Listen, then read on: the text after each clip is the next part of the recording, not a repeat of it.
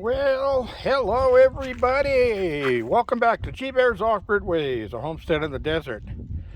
Yeah, and I was out here early this morning, and in the early morning light it really looks good, but I want to show you all the little tiny wildflowers that are starting to sprout up all over the place. We got the little purple ones there, and then we have this one. Then we have these little yellow ones. See, they're sprouting up all over the place here. So the desert is nice and green. Now, the reason I'm starting out here today is because even though I've written it on my list a bunch of times, I always leave the list inside the house and I forget about it. And I've got to show this connector for Sherry the secretary. So Sherry, this is the connector I'm talking about. Let me see if I can get it off one-handed here. Okay, so this is the type of plug you have on your fifth wheel, which is a either a 30 or a 50 amp 125 volt. So this is an adapter that goes from the 125 volt to the 120 volt. Okay, so you'll need that to plug into the kilowatt meter. Now, you're also going to need a female 120 that goes to male, like this one, like the one that I showed you inside of here, for the other end where your pigtail comes out by the meter and where you plugged in now. So you'll need two adapters and maybe three, because I don't know if they make a female to male on the 120 to 125. But you can check at any electrical shop or check at an RV place, any place that sells and repairs RVs. They'll know all about all the different connectors you can get. But you'll need those because the kilowatt meter only handles the 120 volt type plugs.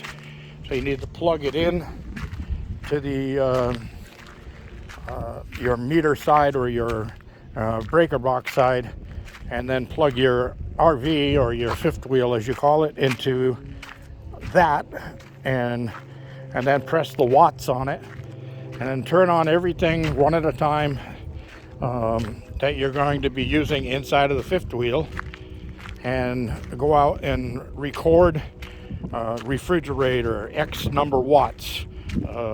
And don't forget to open the door of the refrigerator so the compressor comes on and gives you the surge and the running wattage for your refrigerator, because it doesn't do any good if the fridge is in a resting state where the compressor isn't running.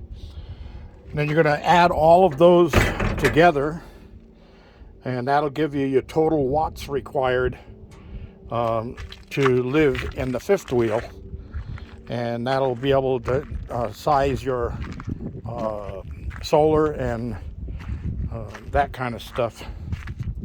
Ooh, the ghost just opened the door. Are you saying welcome in?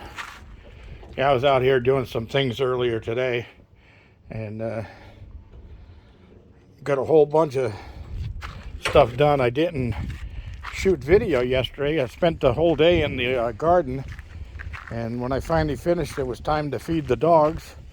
And then I sat down at the table for a little while, and it was time to cook supper. I cooked supper. I had turkey tetrazzini last night, and right after I finished eating, boy, was I tired. My eyes started closing and all of that, but I forced myself to stay up until 9 p.m. And then I hit the sack, and I slept all the way through until 6 a.m. and nonstop. I just didn't get up for anything, just solid sleep. So I did wear myself out a little bit yesterday. I've got to get in and service my batteries here in the next few days. It's supposed to be a little cooler tomorrow and windy, so that might be a good day to do that in there. I keep a bunch of bottles of distilled water right there. So, you know, they're 99 cents a gallon. But I had a solar distiller, and when I moved out here, I was pressed for time and I didn't have room for it, so I left it behind.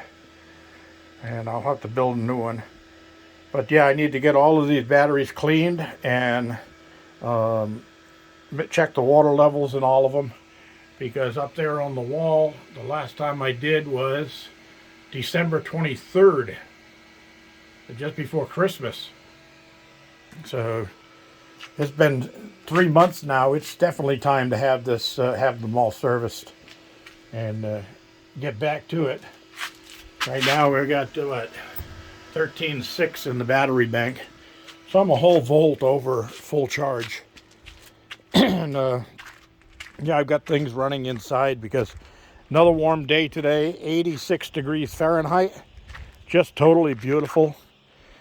Did go out to the garden for a little while and sat down and was planning my where I'm going to plant certain things.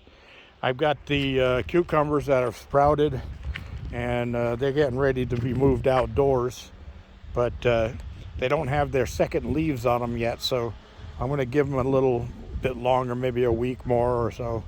They get their second set of leaves, and then I'll transplant those out to the garden. And I have another offer for some company that's going to be sending me some more garden products. The last one was, of course, the rototill, and I'll be getting also the newer stuff that they're sending me with a seed starting kit, electronic seed starting kit, and with humidity control and all that stuff. So I'll be doing reviews on that, and then there's some other items that they're sending. And then I got another company that'll be sending me an expandable garden hose. And I told them that I don't think it'll work out here. The only thing I found that does work out here is 100% rubber commercial grade garden hoses. Anything plastic and the critters eat it up, but the rubber seems to hold up. And the plastic also gets brittle and cracks and all of that. So got to use the rubber. That's the only thing that survived out here. But they said, we'll send it to you anyway. That'll be a good test of our product. So that'll be coming down the line. And this thing is one of those that when you put it under pressure, water pressure, it'll grow to like 3 times its length. So that's pretty cool. I never use those out here because the weather is just too harsh for them. They don't last. I mean, I've got enough chunks of garden hose laying around over here to start my own recycled garden hose company. Anyway, I think I'll get out here on my my next free day, and I'm going to cut up the 4x4s I need to put in to hold the next wall for the raised bed planters here.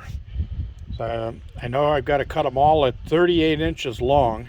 That'll allow me to bury them a foot in the ground, and that'll give me some good solid structure. And then of course the bottom of the planters, because they'll be 26 inches deep, and I don't need that much depth for my raised bed planters, but the bottoms on the ground, the existing ground, I'm going to mix some Desert Creek like I did inside my greenhouse, and put about an inch of Desert Creek down at the bottom, so that things like ants and gophers and ground squirrels and that kind of stuff can't tunnel under and come up from underneath.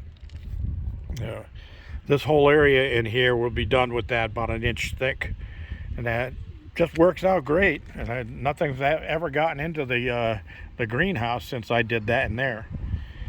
So Desert Creed it is. All right, well, that's all there is.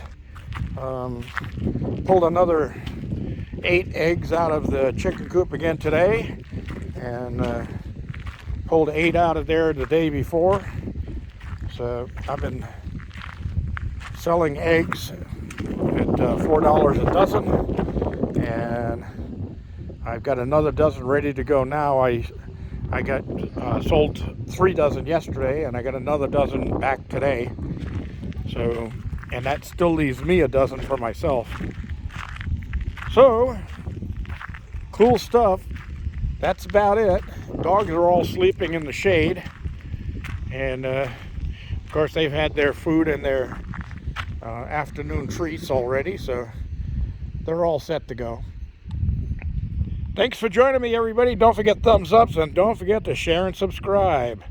It's still free this year to subscribe. Click the subscribe button, click the bell icon. You're in totally free. Nobody gonna bother you, except you might get an email when I post new content. G Bear signing off.